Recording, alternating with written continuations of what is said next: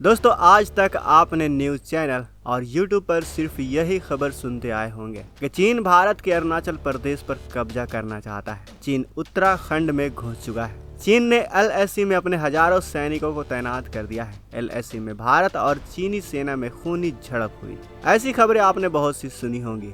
हमने आपको अपनी कई वीडियो में यहाँ तक बताया है कि चीन एलएसी के करीब अपना एक गांव भी बसा चुका है, जिसका इस्तेमाल सिर्फ और सिर्फ उसकी सेना ही करेगी। भले ही ये चीन बार बार कह ले कि उसने ये गांव वहाँ के लोगों के लिए बसाया है, लेकिन इस गांव में जो घर स्ट्रेटेजिकली एक के बाद एक लाइन में लगे हुए हैं, इन्हें देखकर सिर्फ यही कहा जा सकता है कि चीन युद्ध की स्थिति में इस गांव का इस्तेमाल अपनी सेना के लिए। साथ ही आपने ये भी खबर सुना होगा कि चीन एलएसी पर बंकर्स भी काफी तेजी से बना रहा है। लेकिन आज जो खबर हम आपको बताने जा रहे हैं वो आपको हिलाकर रख देने वाली है। और ये खबर एलएसी से नहीं बल्कि एलओसी से, जो पाकिस्तान की तरफ है।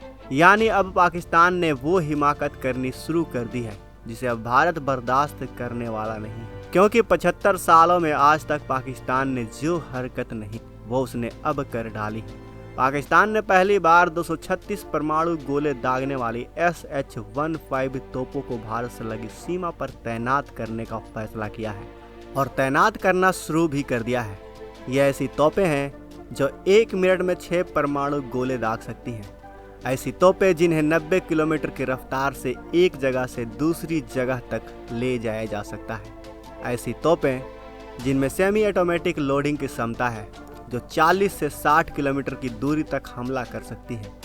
और इन्हीं तोपों को पाकिस्तान ने भारत से लगी सीमा के हर कोने में लगाने का फैसला किया है, खासकर पीओके में। यानी अगर भारत पीओके को वापस लेने के लिए पाकिस्तान पर हमला करता है तो उसे न्यूक्लियर तोपों का सामना करना पड़ेगा। लेकिन अब सवाल यह है कि पाकिस्तान ऐसी हिमाकत कैसे कर सकता है, जबकि उसे भी ये पता है कि उसका भारत से कोई मुकाबला नहीं। तो दोस्तों, पाकिस्तान के ऐसा करने की वजह है उसका मालिक। जी हाँ, शी जिनपिंग अपने अरबों डॉलर कैसे बर्बाद कर सकते हैं जो उसने भर भर के पीओके पर इन्वेस्ट किया है, ताकि पीओके के रास्ते चीन आराम से शिनजियांग और पाकिस्तान के ग्वादर से होते हुए हिंद महासागर में इंटर कर ले और अरब सागर से होते हुए फिर यूरोप और दूसरे अफ्रीकन देश तक पहुंच जाए। इसीलिए उसने पीओके में CPEC यानी चाइना पाकिस्तान इकोनॉमिक कॉरिडोर की शुरुआत की। दरअसल पाकिस्तान ने चीन को पीओके ये कह कर दिया कि पीओके हमारा है तो आप चाहे तो यहाँ रोड भी बना लो, क्योंकि पाकिस्तान को ये पता है कि अगर चीन यहाँ कुछ बना लेगा तो उसकी सुरक्षा भी वही करेगा। और चीन ने भी ऐसा ही किया है। पीओके में चीन ने जो टनल बनाई है वहाँ अपनी सेना को भेज दिया है। अभी पीओके भले ही पाकिस्तान के कब्जे में हो, लेकिन ये जल्द अब वापस भारत का हो जाएगा। दरअसल हाल ही में भारत के विदेश मंत्री S जयशंकर ने ये कहा कि कश्मीर भारत का था, है और हमेशा रहेगा। इसके अलावा भारत के रक्षा मंत्री राजनाथ सिंह ने भी हाल ही में ये कहा कि पीओके हम वापस लेकर रहेंगे। उसके बाद भारत के नए संसद में लगा अखंड भारत के नक्शे ने तो पाकिस्तान की हालत ही खराब कर दी। पाकिस्तानी सरकार ये जानती है कि अब पाकिस्तान को चलाना मुश्किल है, तो पाकिस्तान तो टूटने ही वाला है। बलूचिस्तान अलग हो जाएगा, सिंध भी अलग होने के कगार पर है और हो सकता है कि पीओके में भी भारत में शामिल होने के लिए आवाज़ उठाने लग जाए तो वो भी अलग हो ही जाएगा। यानी पाकिस्तान सरकार ने भारत के सामने अपने हथियार डाल दिए हैं। लेकिन चीन कैसे पीछे हटेगा? चीन ने तो पीओके में अरबों रुपए इन्वेस्ट किए हैं, तो पाकिस्तान को तो उसका काम करना पड़ेगा। तो इसलिए चीन ने सस्ते में पाकिस्तान को SH-15 तोपें दे दी। अब कई लोगों के मन में ये सवाल आ रहा होगा कि क्या ये भारत के लिए खतरे की घंटी है? तो आपको बता दूं कि बिल्कुल भी नहीं। अब आप कहेंगे कि आखिर ऐसा क्यों? तो दरअसल दोस्तों, भारत ने अपनी रखी है नो फर्स्ट यूज पॉलिसी, यानी भारत सबसे पहले परमाणु हथियारों का इस्तेमाल नहीं करेगा। लेकिन अगर भारत के ऊपर या भारतवासी या फिर हमारे सैनिकों के ऊपर कोई भी देश छोटा सा भी केमिकल या किसी भी तरह के बायोलॉजिकल वेपन से हमला करता है या फिर न्यूक्लियर वेपन से हमला करता है, कितना भी छोटा ही क्यों ना हो, उसे एक न्यूक्लियर वेपन ही माना जाएगा और उसे भारत पर न्यूक्लियर हमला करार दिया जाएगा। और ऐसे में भारत उस पर बिना हिचकिचाए उस देश पर परमाणु हमला करेगा, और ऐसा हमला जिस हमले से वो देश फिर सदियों तक उभर नहीं पाएगा। जरा सोचिए दोस्तों, ऐसे में अगर पाकिस्तान की तरफ से एक भी परमाणु गोला दागा गया तो भारत की तरफ से उस पर अग्नि 5 जैसी मिसाइलों का कहर टूट पड़ेगा।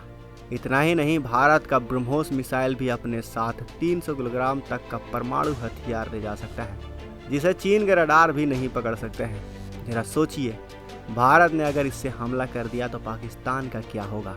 लेकिन दोस्तों, अब आपके मन में ये भी सवाल आ रहा होगा कि परमाणु मिसाइल तो पाकिस्तान के पास भी है, तो वो भी भारत पर उनसे हमला कर देगा। तो आपको बता दूं कि भारत पर एक भी परमाणु मिसाइल नहीं, क्योंकि भारत के पास है उसका BMD शील्ड यानी बैलिस्टिक मिसाइल डिफेंस, जो पाकिस्तान की न्यूक्लियर मिसाइल को ट्रैक कर 5000 किलोमीटर की ऊंचाई पर ही खत्म कर सकता है।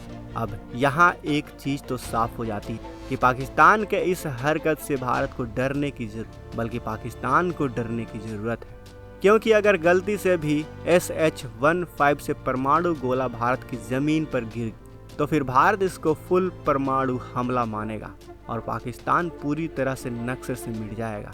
साथ ही भारत पर ना ही अमेरिका, यूरोपियन यूनियन, चीन और UN प्रतिबंध लगा पाएगा, क्योंकि भारत की नो फर्स्ट यूज पॉलिसी यानी भारत किसी भी हाल में किसी भी देश पर पहले परमाणु हमला नहीं, और अगर किसी भी देश ने भारत पर परमाणु हमला कर दिया, चाहे छोटा ही क्यों ना हो, तो फिर भारत उस पर ऐसा परमाणु हमला करेगा, ऐसा हमला करेगा कि वो देश फिर सदियों तक संभल नहीं पाएगा।